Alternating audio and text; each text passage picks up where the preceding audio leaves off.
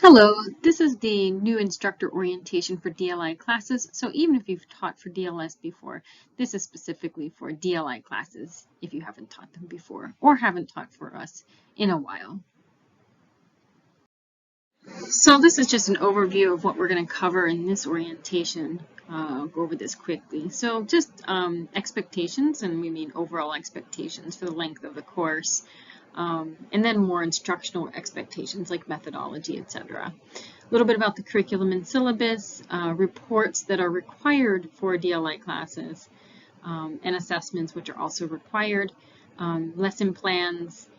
We also have a once-a-month meeting and training, and then some basic contractual requirements.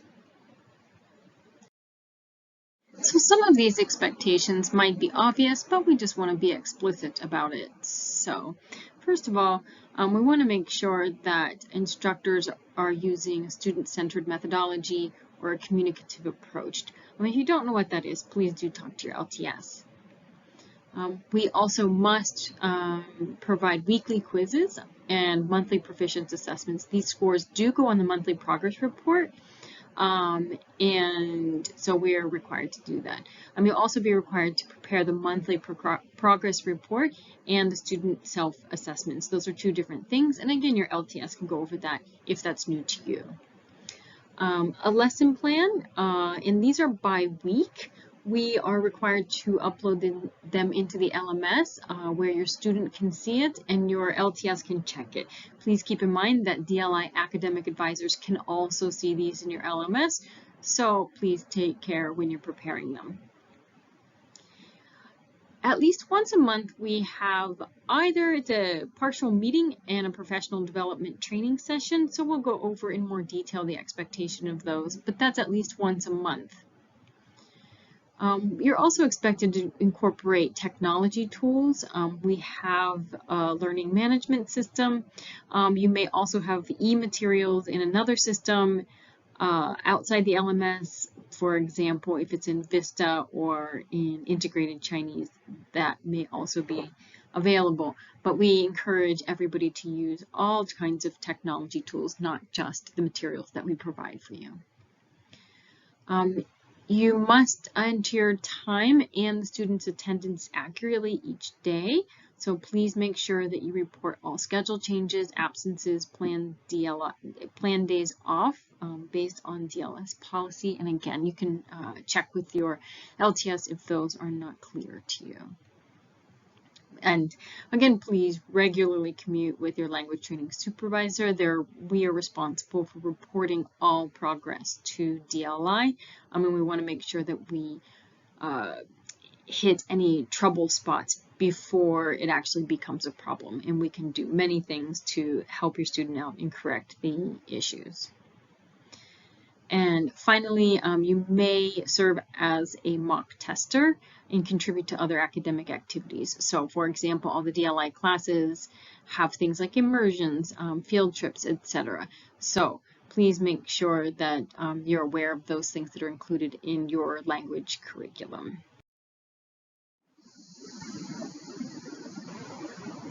Here we just want to emphasize the type of learning that we're talking about here. It is intensive, so we want to make sure that students, when they learn, we're using a lot of these theories that relate to adult learning. So we want to make sure that there's a level of autonomy for your learners. We will talk a little bit about semi-autonomous time later here and what the expectations are for that. But we want to make sure it's learner-centered, communicative.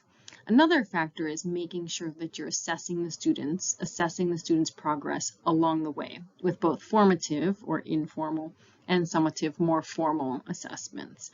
And we do want to check achievement and proficiency. Those are two different types of assessment. One is about what you do in the classroom. The other one is the overall proficiency using the ILR scale. And again, we do like task-based approach. It is something that is very good for adults to learn using a task-based approach and task-based activities. So just some basic reminders about the schedule and DLI's requirement. You are expected to do 4 instructional hours and then 2 semi-autonomous hours.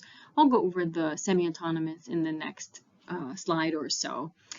Please make sure that you do give enough breaks. We know that some students can keep going, some teachers can keep going, but it's not really good for the brain and for learning. So we do request that you take a 10-minute break for every hour, and you are owed that. So if your student asks you to skip breaks and you're not prepared to do that, please make sure that you tell your student, and if you have a problem, you can talk to your LTS. DLI also requires a 30-minute mandatory lunch break, so you can schedule that anytime, but please make sure that that does happen. It's a long day, so 30 minutes is even pretty short for a 6-hour-a-day class. And you receive 2 hours of preparation for every 6 hours of instruction. And then please make sure that you enter your time daily. That is a contractual requirement for us. And if you need timekeeping video, you can see it linked in here. This is a quick note about instruction hours and prep time hours. So please note that if you do 1 hour, it's 0.25. If you do 2 hours, it's 0.5, and so on. You can see the ratios here. It's not an exact ratio because of the way we bill DLI for the hours. So we have to stick to these ratios. So please keep in mind if your student leaves an hour early or does half a day, make sure you check and see what you should put on your timesheet. So in previous slides, we mentioned adult learners and autonomy. Here we want to take a look more deeply into what semi-autonomous time, why it exists, really. So let's go over some specifics about how adult learners learn. They tend to have a higher sense of self-direction and motivation than kids do. So we need to allow students some time to be able to direct themselves. They're also very focused on goals. And the way we were talking about autonomy and student-centeredness, they want to choose how they learn. And it's also important to pull on their own life experience, so prior experience, in order to make the connections between what they already know and what they're going to learn.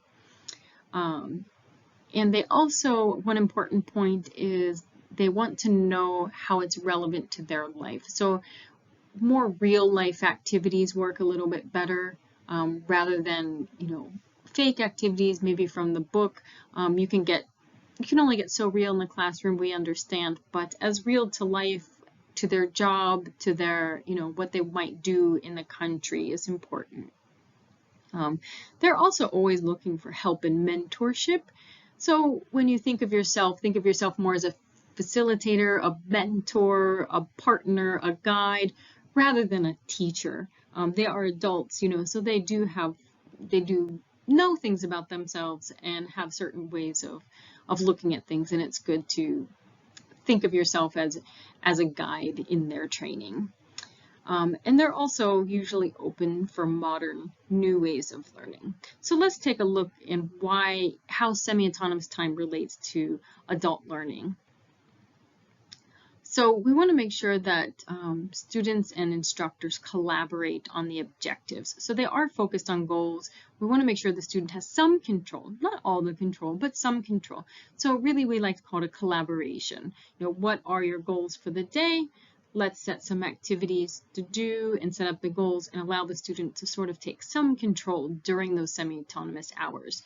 You want to be checking on them, but not telling them exactly what to do and leading them, just leading them in the direction you want them to go.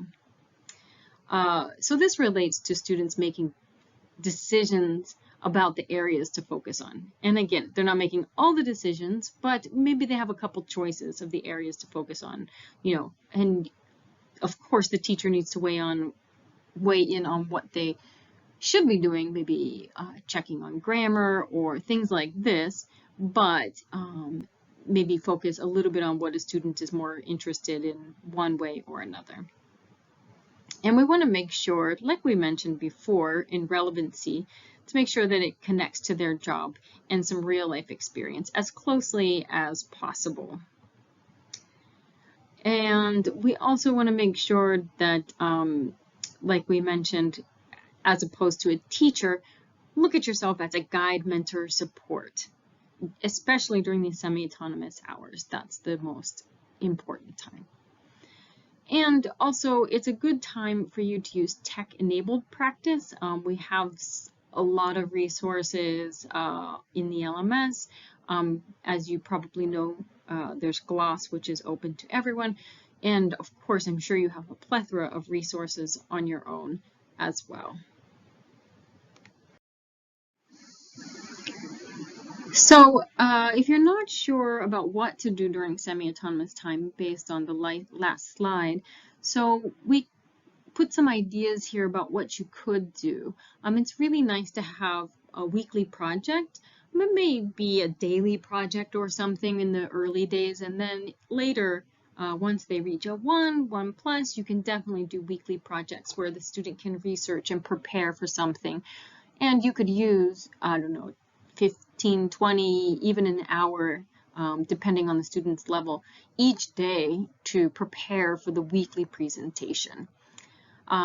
And those projects sometimes might also be a task, but you want to make sure that you're giving them a task, for example, a briefing or a report to submit to the teacher. So those could be smaller chunks, and maybe you have a couple tasks that lead up to a weekly project. You can also have the students listen to audios and transcribe or summarize or translate.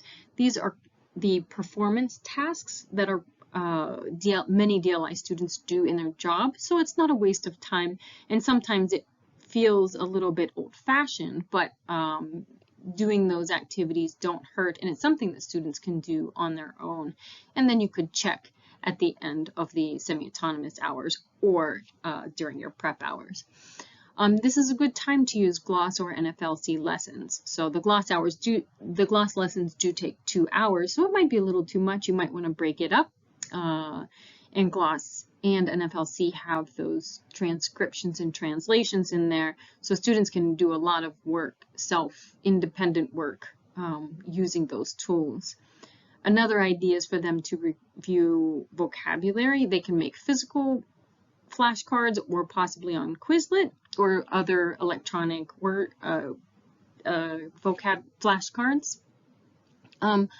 Also a good thing, grammar explanations, reviewing grammar, they can even prepare for the next day. So grammar is not fun to study or present as a teacher because you don't really need to explain all the grammar. A lot of times students can review the grammar before you need to teach it or practice it. They can read the English explanation in their book, no problem, on their own, and then write down a couple questions. So one activity you could give them is to read the grammar explanation and come up with 3 questions to ask you maybe the next day or at the end of the semi-autonomous hours, depending on when you place them. In groups, it's a really good time for differentiated learning. Please, if you have a group, please go ahead and ask us for another room. We often can split classes during this time, so you could put even another student in a separate room and have them work separately, and you can move back and forth between students physically. Whatever helps, and we're happy to help you do that. And you can also prepare and play language games, maybe something that's a little more fun and something independent for the students. So we talked a little bit about what semi-autonomous time is and why we use it, but sometimes it's easier to get a good idea when we talk about what it is not. So really, it is not an unstructured, anything goes, period. We don't want the student to just go off and do whatever they want to do. We don't want them to be doing homework. This is not homework time. This is a time where you are supporting the student in a independent task or moving towards an independent goal. So we always want to make sure that we give the student a task and a goal and something to produce that you can check at various points during semi-autonomous time or at the very end, depending on how long the task actually takes. So we don't want them just surfing, just researching all on their own. And we also want to make sure that you are there to support them as they need. And some students are going to be much more independent than others. We understand that, but the goal is from day one, you are pushing the student to be more independent. We know some students do need hand holding, but we want to let go of that hand, because you're not going to be here forever to help them. And we want to make sure that after the course, they can continue to study and maintain their language skills. Hopefully at this point you know what your curriculum is, what your syllabus is, but if you haven't seen it yet, we want to make sure you know what's in there. You will have the document, it's in the LMS, and what you'll see in the curriculum are can-do statements and topics for each level. And then you'll see the core textbooks along with supplemental materials. And then we have recommended online resources. We understand that these are not a complete package, especially depending on the language, but there are a lot in there, so please do check them out. But we please encourage you to add additional resources as you need. And if you have ideas for additional resources, something you know about that's not in the syllabus that you think is really valuable, please let your LTS know, because we would always love to hear from you, because you are the ones that know what's out there. And then in the syllabus, you can see that what it says here below is the beginner syllabus. You'll always see that if you have a beginning student starting at 0, you'll see that in the LMS before the class starts. So will your students. And then the refresher, we prepare that during the first week of the course to make sure that it's aligned to the student's current level. So you will be doing a diagnostic assessment and collaborating with your LTS to make sure that the syllabus is adjusted to their current level. So in case you haven't seen the materials in the LMS, this is what your course will look like. Well, it won't say Mandarin 2022, but it will say whatever your language is, your student name and the year. And in there, you'll see a bunch of different resources. Of course, that depends on the language, because some languages, maybe we only have some of the materials on paper because the publishers won't allow them to have e-resources, and some have third-party websites. I think I mentioned Vista and Integrated Chinese, for example, on a previous slide. And here, when you click in the course, you can see here is what it looks like, and then you can see different texts, different resources down the line here, and then you can also click through those on the side as well. So as you may or may not know, we do have a lot of instructor training resources in the LMS. So if some of the terminology, some of the methodology that we've mentioned, if you're not read up or you haven't fully investigated, please go ahead and dig through these resources. But we have 3 instructor training modules: pre-service, in-service part 1, in-service part 2. Really, they're all meant for all teachers. We just recommend, if you're a new teacher, start with the pre-service modules and then move forward. There's a lot of different topics, so you don't need to do them in order. You can jump around. That's what it's meant to do. We also have 2 other modules, one that's specifically focusing on technology and one that has resources and reference materials. So we constantly add things and adjust things in those. So you may find something helpful, but feel free to poke around in there.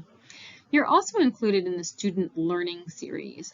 There's a lot of testing information. There's a lot of webinars that are specifically for students, but I think they help teachers too. It talks a lot about study skills, etc.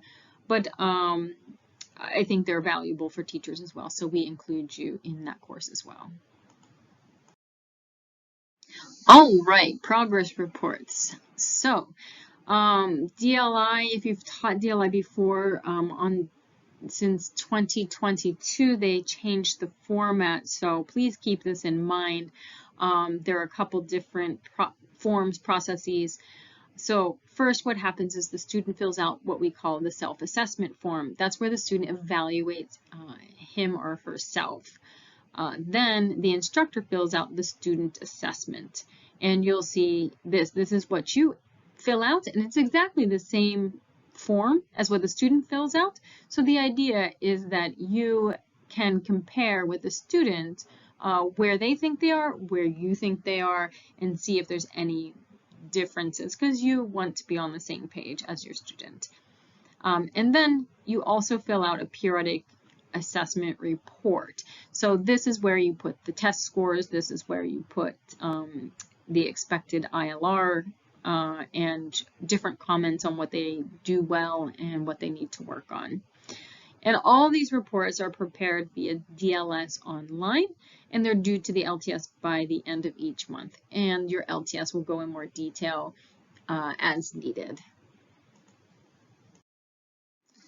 So assessment is a tricky word. As we mentioned in one of the previous slides, we talk about continual assessment. So we kind of want to treat assessment, I have it in quotes here, as a way of giving feedback. So you can do daily assessments on an informal basis. So really, a good time to do that is during semi-autonomous time. It doesn't have to be a written quiz. It doesn't have to be anything like that. It could be a task, and they, present something at the end of that, and that's their little daily assessment where you give them feedback. But we do want to make sure that they have weekly achievement quizzes. So they have to have something that's graded. It could be a vocab quiz, it could be a grammar quiz, a combination. You can do some speaking little activities or reports or whatever you decide to do, but that does appear on the monthly progress report. And then we have in-course proficiency tests. The frequency really depends on the language and the type of course. So please check with your teacher, check with your LTS, because this is different depending on the language. And please keep in mind that if you do a test in the classroom, you need to be present. You can't leave the class during the test because the students need to have a proctor there each time they take a test. So lesson plans are a requirement for DLI classes, and we require a weekly template. You can find that in this LMS module. And they have to be completed by Friday for the following week. So you want to make sure that you have it uploaded into the LMS as soon as possible before Monday of the class that you're going to teach. So they should be as detailed as possible by day and by hour. You'll see the different sections on there. I'll go through those in a minute. And please note that DLI has access, so do the students, to the lesson plans. So if you are completely off your lesson plan, then students may notice that and complain or, draw that attention to the LTS. So I won't spend too long on this, but I just want to draw your attention to some things in the template, but I'm sure you can look at it yourself and know what's there. But just to look at the top box is the summary for the week, and the table below is by day. So you will have both daily and weekly language and cultural objectives. Make sure you summarize those in the top box. You can add the topics or the subject matters that will be covered that week and what materials and resources. It doesn't need to be super detailed on the week level. The detail can come on a daily level, but just to give the students an idea what textbooks they're going to be using and what supplemental resources. And then the detail table is below. It's for each day and hour. So if you look on the side, you see hour 1, hour 2. So make sure that you fill in the objectives for the day at the top. And each day should have an informal assessment, like we mentioned in the assessment section previously, and a homework assignment. And then as you can see, it says skill focus here. What we mean by the skill focus or topic or materials, make sure you fill out all of those things. Here is an example of what a lesson plan could look like. You can see all the yellow highlights that we added. Those were the points that we were talking about in the previous slide. So it doesn't have to be a ton of information, but enough that the student can know what to expect in the classroom. So DLI instructors are required to attend a monthly instructor meeting, and that is on site from 3 o'clock to 4:30 on the third Wednesday of each month. Sometimes it doesn't last till 4:30, but we want to make sure that you know this is going to happen so you can arrange your schedule either with your students or with family commitments. Mostly we will do two different things. We will first have any administrative updates or new initiatives, and if there aren't, we will go directly into training workshops. And we are using a flipped model for the training workshops. If you look in your LMS, you will have access to the DLI instructor training module. So you can see in there is an explanation of what we mean by a flipped model. So you may also have departmental instructor meetings where you may talk about curriculum or student progress issues. If you have a co-teacher, if you're teaching in a larger program and you have teachers of the same language teaching DLI, you will need to make sure to collaborate with those teachers. And please note that the LTS or someone on the language training team will observe you monthly. It's a requirement by the contract, so don't be nervous. We're not there to criticize you. It's just for everybody's well-being. So DLI is a very unique program for multiple reasons. Our client, that is DLI, does have an academic advisor for all classes. You may or may not have met them before, and they rotate, so it may not always be the same person. So we do have themes kind of set by the academic advisors, and these are kind of the ideas that they really want to dig into and we want to cover in some of those instructor monthly training sessions. So we've talked a little bit about adult learning and student-centeredness, but these are really a big focus for the academic advisors at DLI. And we also mentioned continual assessment, all of those things we mentioned before, especially self-assessments. You can see much more self-assessment reflection moving in that direction where the student takes a little more control and responsibility for learning. We also want to make sure that we focus on team building, teacher collaboration, because the way the DLI contract works now is really about program building. As you know, DLS has a certain number or certain languages at our schools, and other vendors have other languages. So please keep in mind that the reason they're doing that is to make sure that all their students in one language are in one program, same curriculum, and it gives us the opportunity to really build up resources for that language. You may hear about curriculum initiatives, and you may hear about flow changes, and that's the foreign area officer final learning outcomes. And those may change, and we may talk to you about those throughout your teaching time. They also emphasize instructor professional development. That's why we're partly doing a special teacher training for the DLI teachers specifically.